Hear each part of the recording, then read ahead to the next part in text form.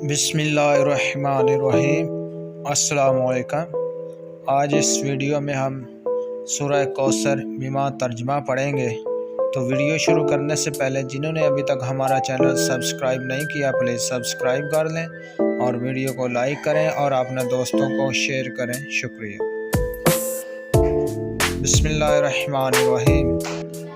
इन्ना अहतैना कल कौसर, ए नबी सल्लल्लाहु अलैहि वसल्लम, हमने तुमको कौसर यानी बहुत ज़्यादा भलाई अता फरमाई है।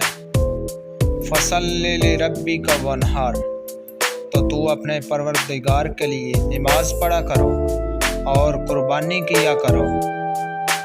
इन्ना शानिअका हुवल अब्तर, कुछ शक नहीं कि तुम्हारा दुश्मन ही बेनाम रहेगा।